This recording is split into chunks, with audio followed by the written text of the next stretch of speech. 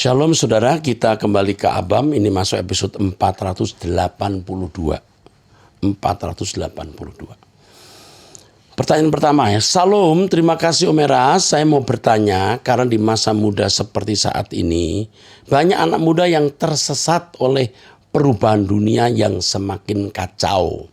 Saya dengan bertambahnya umur saya yang baru saja menginjak usia 23 tahun. Saya merasa hidup bagi diri sendiri saja. Saya tidak tahu masa depan seperti apa. Saya merasa hidup bagi diri sendiri saja. Saya tidak tahu masa depan seperti apa. Serasa dunia ini gelap gulita dan tidak ada jalan bagi saya. Bagaimana saya bisa hidup bagi Tuhan? Di masa muda saya sudah rusak dan tidak berkenan lagi untuk Allah. Apalagi hidup seperti Kristus. Nama yang diberikan kepada saya juga tidak mencerminkan hidup seperti nama yang di Alkitab. Mohon bimbingan dari Om Eras supaya menguatkan saya di jalan yang buntu ini dan kehidupan yang sudah rusak atau tidak berkenan. Oke, ini mesti dibimbing ya anak ini. Kamu jangan jauh-jauh lihat ke depan tanpa berhasil melewati hari demi hari. Apa yang kamu lakukan hari-hari ini itu peta hari ke depan. Hari esok kamu dan aku juga tidak tahu. Yakin tidak ada perang dunia ketiga. Saya baru baca koran baru saja tadi pagi. Bahwa perang Rusia-Ukraina menyeret Timur Tengah masuk. Ya. Lalu yang saya baca tadi, kemungkinan ini menjadi awal dari perang dunia ketiga, kata koran. Kemungkinan. Kita nggak tahu hari esok kita apa, bagaimana. Tapi yang kamu lakukan sekarang coba kau benahi. Benahi hidupmu dari perkara-perkara atau hal-hal sederhana. Bangun pagi, jangan kesiangan. Ikut doa pagi. Kuliah dengan baik, capai prestasi setinggi-tingginya. Jangan buang waktu untuk pergaulan yang sia-sia atau nonton yang sia-sia, ya. Kalau kamu sudah lulus, kamu cari kerjaan. Cari sana, cari sini. Gaji kecil tidak apa-apa, yang penting punya pengalaman. Kalau kamu punya usaha atau bantu orang tua usaha, lakukan usaha itu dengan baik. Nggak usah mikir jauh-jauh dulu. Seperti kata Pele, pemain bola, ketika ditanya, bagaimana pemain Pele legendaris ini bisa menciptakan gol yang begitu baik? Jawabannya, bermainlah sebaik mungkin. Gol akan tercipta dengan sendirinya. Mainkan, ya, jangan khawatir. Bagaimana bisa seperti Kristus? Pasti bisa, tapi tentu tahap demi tahap. Kamu akan tahu bagaimana kamu bisa berubah. Nama saya saja, nama yang diberikan kepada saya juga tidak mencerminkan hidup seperti nama yang di Alkitab. Nama tidak mempengaruhi. Nama tidak mempengaruhi nasibmu. Ya, asal kamu berjalan dengan Tuhan. Oke, kamu orang baik, kamu akan dibimbing nanti. Kalau mau dibimbing ya tentunya dibimbing khusus. Karena kamu orang yang berpotensi untuk menjadi pelayan Tuhan. Kamu berpotensi jadi pelayan Tuhan. Mungkin kamu juga bisa dipanggil jadi pendeta. Ya, oke. Percaya Tuhan akan menolong kamu. Kalau kamu tidak berkeberatan, kamu akan dibimbing oleh orang di sekitar saya. Akan menghubungi kamu. Kamu orang istimewa sebenarnya. Setan akan dan sedang mau menarik kamu masuk dalam kegelapan. Larikan dirimu, ya. Datanglah kepada Tuhan. Kejar kebenaran, ya. Jangan terbawa oleh arus dunia. Yang kedua, Shalom Pak Eras, saya mau nanya soal pergumulan yang terjadi di keluarga saya. Saya hampir nggak bisa mikir kelakuan suamiku yang sering tidak menganggap saya ada di rumah karena dia asik dengan HP-nya dan selingkuhannya. Sehingga keluarga dia abaikan dan yang membuat saya tidak nyaman, Pak, dia sering melakukan hal-hal aneh di rumah. Seperti onani sambil video call dengan selingkuhan. Bahkan jika dekat dia merasa tidak nyaman dan setiap kita berhubungan intim, dia selalu menolak, bahkan lebih asik dia dengan selingkuhannya melalui video call dibandingkan ke saya. Gimana ya Pak, apa sebaiknya saya tinggalkan dia? Padahal kita selama ini sudah mengalah demi keluarga dan anak-anak. Tapi akhir-akhir ini saya merasa sudah tidak kuat. Mohon jalan keluar, harus bagaimana? Yang pertama, kamu tidak usah minta tidur dengan dia dulu. Itu kamu tidak usah. Kamu malah tambah sakit hati karena dia menolak. Karena kalau dia punya selingkuhan dengan kamu, ditawar hati. Jadi kamu tidak usah minta hubungan intim dengan dia. Jangan dulu sementara. Yang kedua, kamu jangan banyak ngatur, jangan banyak bicara, jangan negor dia lagi. Diam. 2. 3, kamu terus mendekat kepada Tuhan dalam bimbingan Truth ID, mendengarkan khotbah doa bersama saya. Lalu kamu tunggu Tuhan bertindak. Allah kita kuat dan berkuasa. Jangan main-main. Dalam nama Yesus Kristus, kamu kuat. Tunggu Tuhan bergerak. Ini tidak akan lama. Tidak akan terus-menerus begitu. Kamu siap tunggu Tuhan bertindak. Ya. Oke. Suamimu itu pria yang belum lengkap. Jiwanya belum utuh. Dia belum siap punya istri dan anak. Dia masih seperti anak bujangan. Orang muda bujangan. Ya, dia tidak kenal siapa dirinya. Dia akan menua apa yang dia tabur. Ya. Jangan minta cerai. Jangan tinggalkan dia dulu. Tunggu beberapa waktu bagaimana Tuhan bertindak kepada pria ini. Ya, oke. Yang berikutnya, hello Pak Era, saya nggak maksud namanya ya. Sebenarnya udah tahu jawaban tapi pengen dibeberkan aja Pak. Akhir-akhir ini gencar kami disuruh baptis pembaharuan karena dianggap dulu dibaptis pakai nama Tuhan Yesus dan Allah dikatakan ilah lain dan dewa matahari. Mereka percaya pengangkatan di tahun 2003 pakai hitungan Ibrani. Kami yang Kristen dianggap Yunani, mereka mengaku agama Mesanik. Sebelum masuk masa 3,5 tahun pertamanya dan kedua ada masa anti Yesus di mana nggak ada orang membeli dan menjual, terus dihubungkan dengan keadaan zaman yang akibat pandemi dan perang jadi gelap. Internet dan penerangan jadi gelap, yang ketinggalan jadi masuk masa kelaparan. Jika menerima Bapak Yahweh yang diangkat dan yang ketinggalan, bila nggak menyangkal imannya pada kedatangan Yesus diangkat juga. Lah, kami setelah ikut baptis pembaruan nggak boleh ikut mengikuti gereja lama kami atau mendengarkan khotbah dan lagu rohani sekalipun kan dianggap bukan Ibrani tapi Yunani.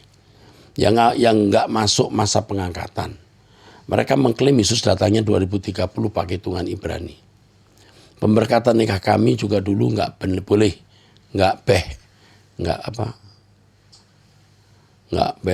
beres atau harus diperbarui kan dianggap nggak kudus pakai nama Tuhan Yesus dan Allah.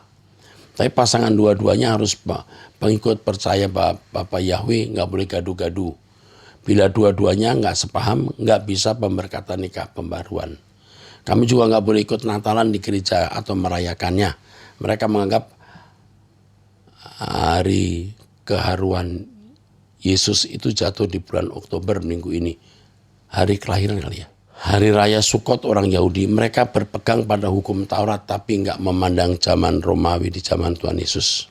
Jadi, kami nggak boleh suntik vaksin karena dianggap menerima tanda binatang 666 yang kelak nggak masuk pengangkatan. Makasih Pak Elas. Jawaban sudah jelas, ini ajaran sesat. Nama Yahweh bagus, Bapak kita memang namanya Yahweh. Tapi pengikut Yahweh yang model begini, ini sesat. Ya. Ada orang-orang yang menjunjung nama Yahweh, tapi tidak sesat. Baik, ada. Tapi yang ini ngawur. Ya. Nggak boleh vaksin, terus pengangkatan tahun sekian, itu udah sesat. Sudah jelas jawabannya kamu tahu, tidak boleh diikuti.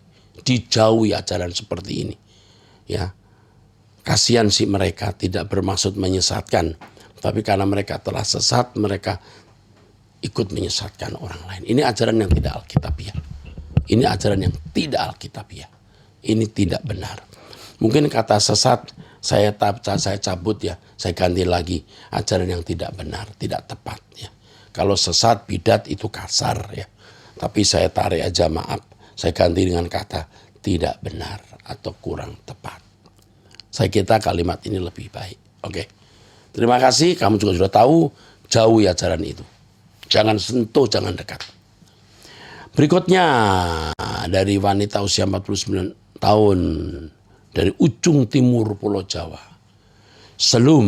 Sekitar 1 bulan yang lalu dalam persekutuan doa tiba-tiba saja karena tidak pernah sekalipun membicarakan atau membahas Pak Eras. Bahkan saya pikir beliau tidak menyukai mengikuti khotbah Pak Eras. Ibu gembala kami mendoakan Pak Eras. Kiranya Tuhan menolong Pak Eras yang sedang menghadapi masalah besar.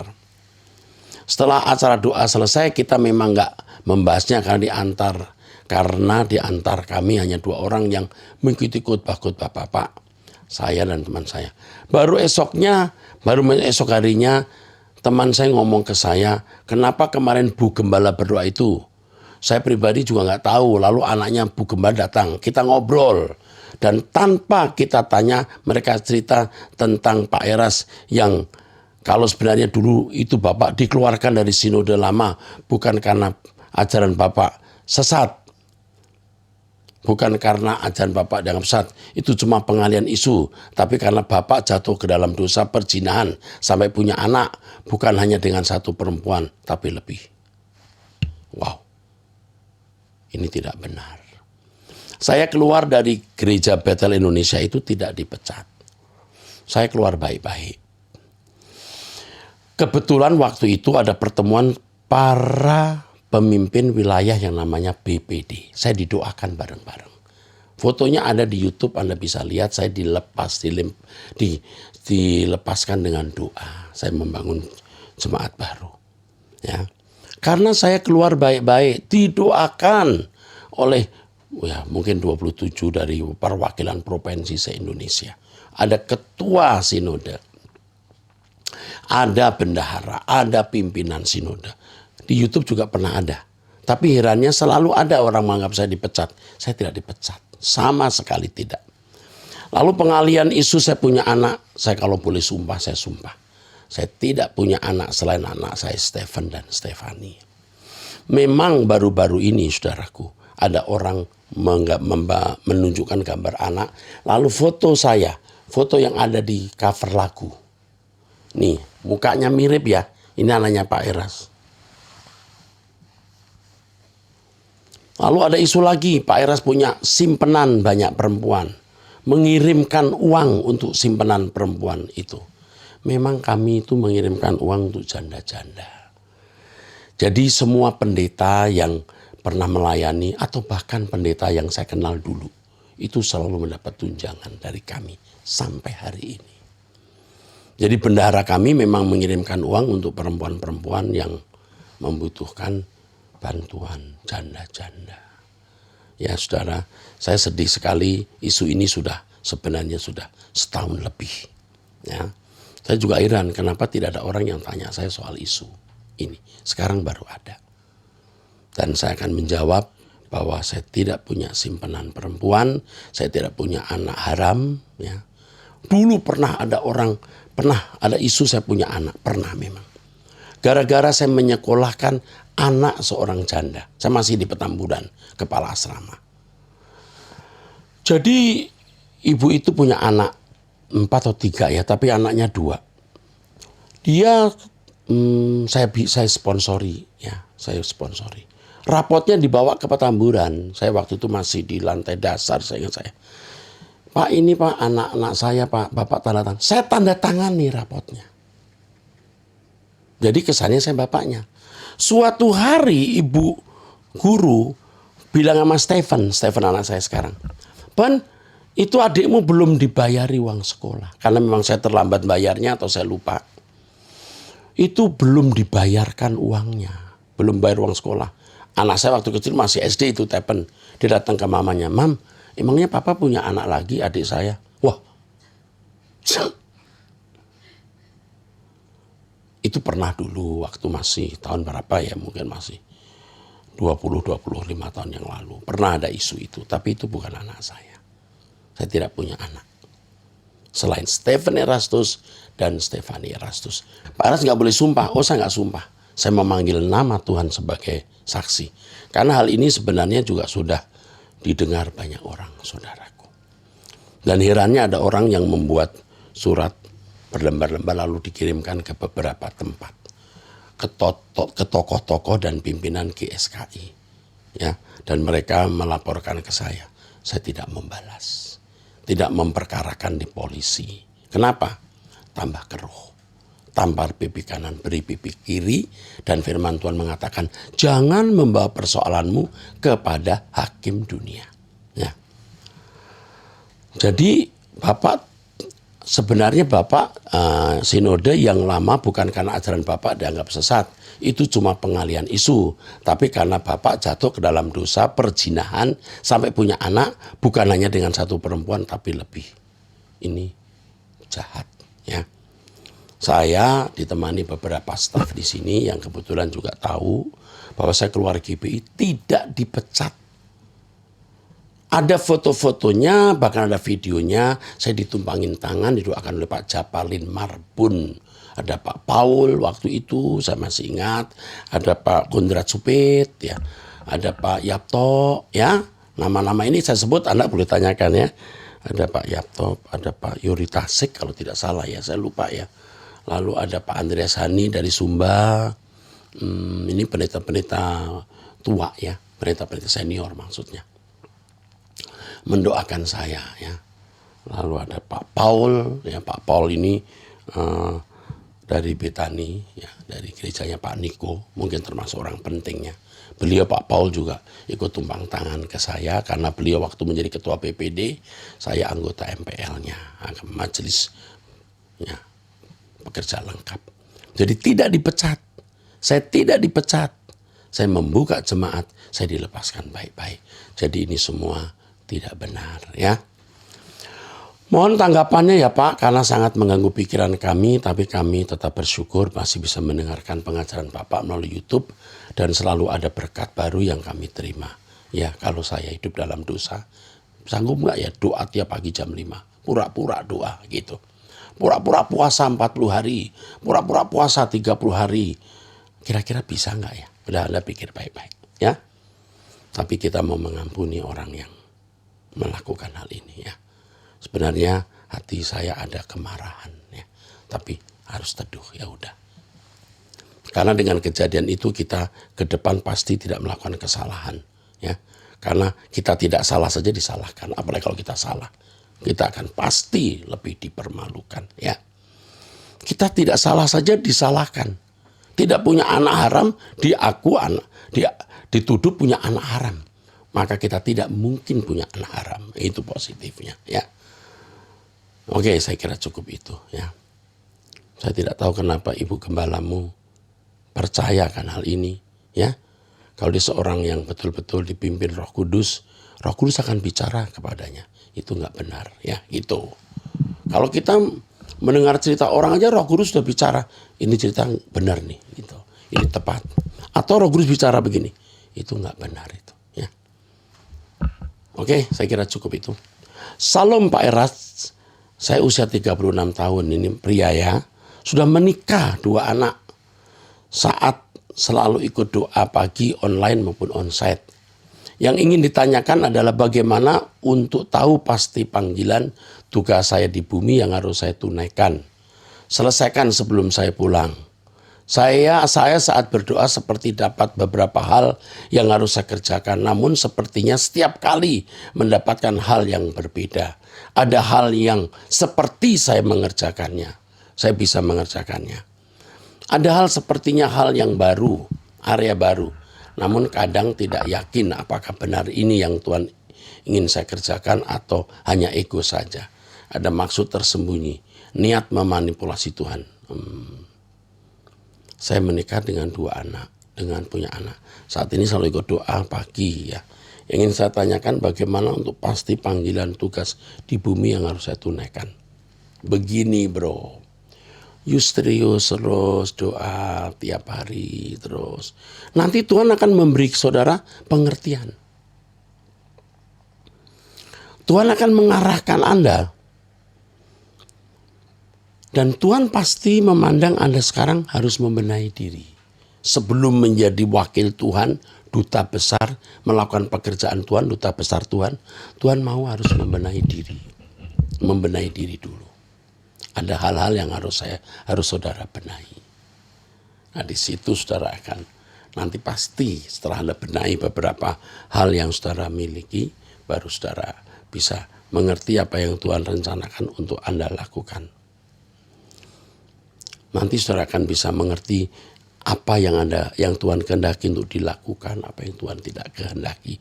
Tuhan akan memberikan kecerdasan rohani dan Anda tidak perlu bertanya kepada siapa-siapa karena Anda tahu apa yang harus Anda lakukan.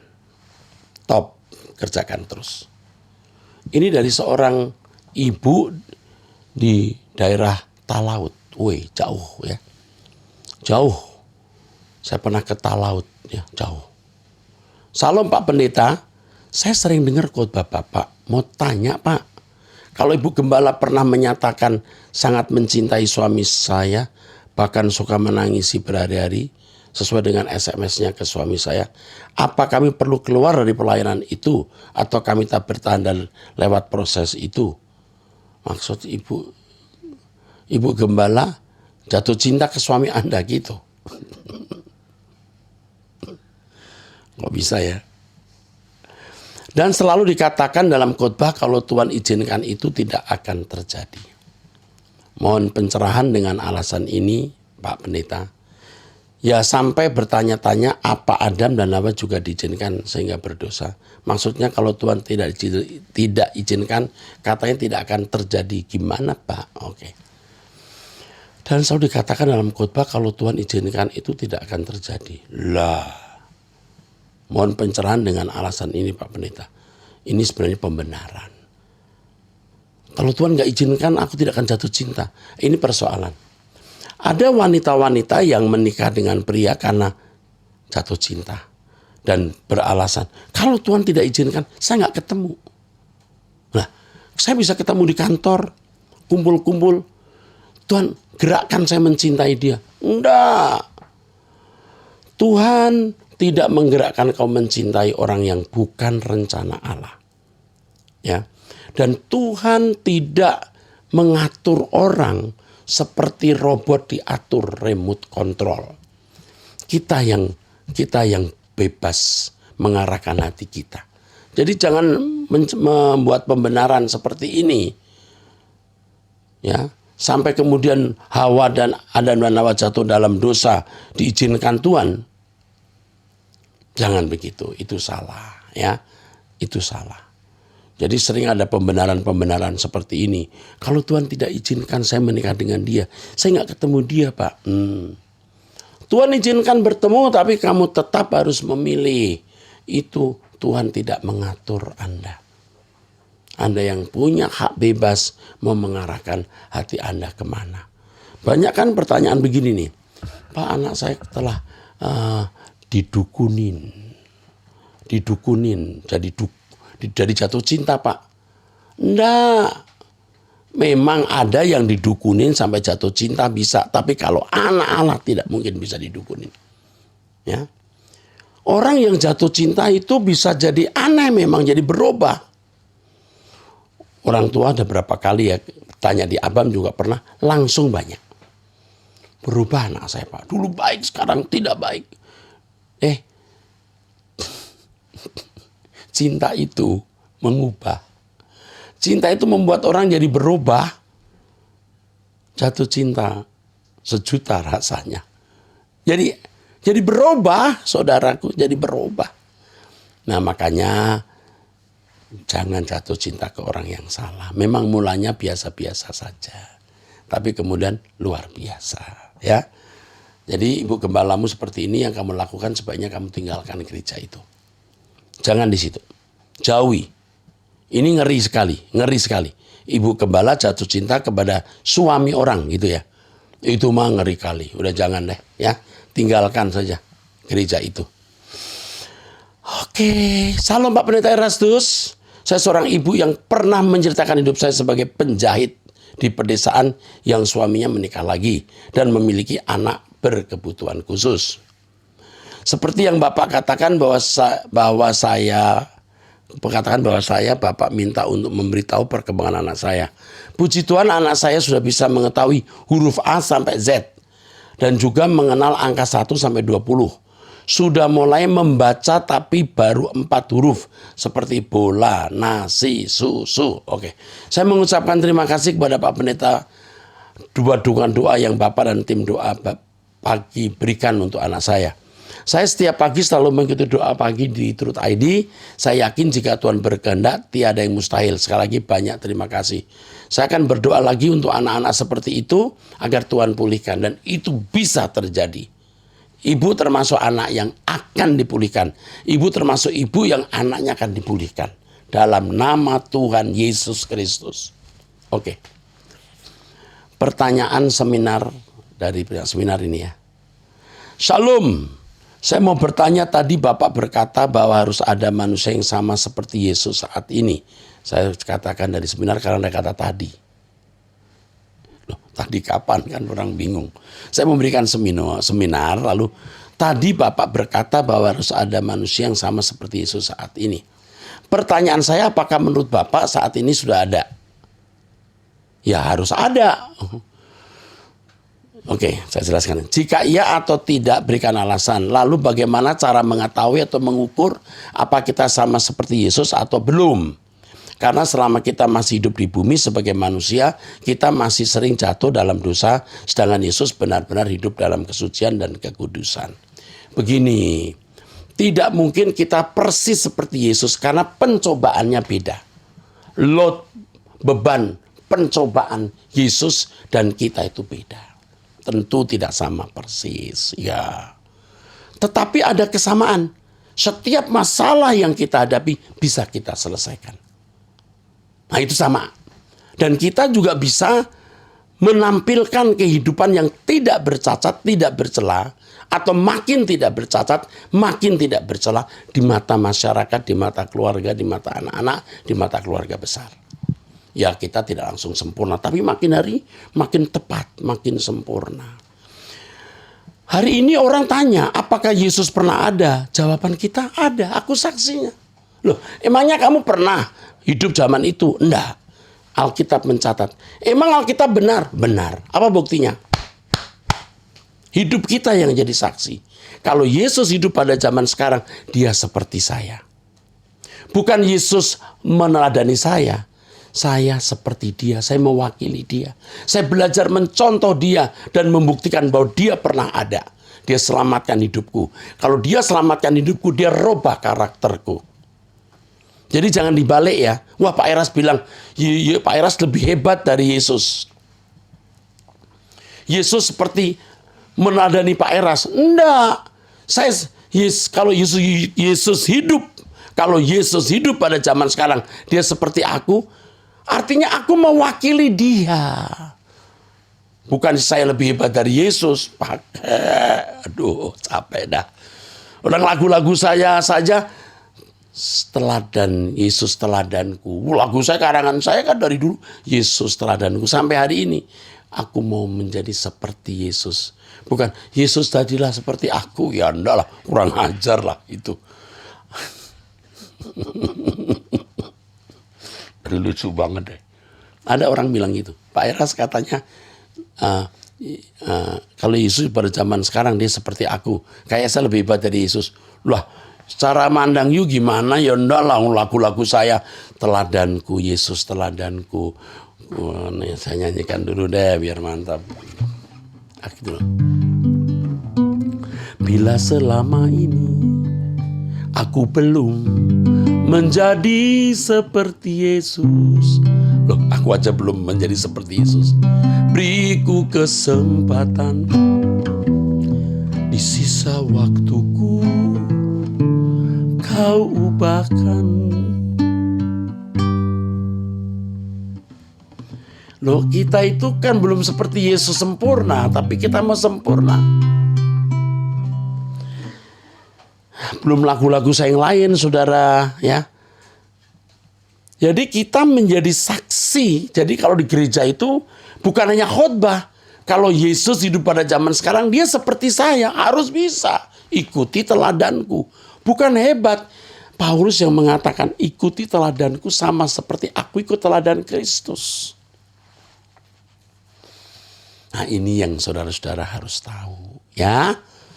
Apakah harus ada orang seperti Yesus? Harus ada. Anda harus seperti Yesus. Orang tua harus bisa berkata kepada anak-anaknya, nak, kita harus seperti Yesus. Seperti itu seperti siapa, Mam? Seperti Mama. Gitu. Bukan Mama lebih hebat dari Yesus. Mama belajar dari Yesus. Aduh, bisa loh orang berkata, Pak Eras lebih hebat dari Yesus loh. Udah, ya enggak lah. Mana berani kita, ya. Oke, saya kira cukup itu saja. Kok lucu-lucu ya jadinya. Sampai jumpa. Tuhan memberkati saudara-saudara. Oke.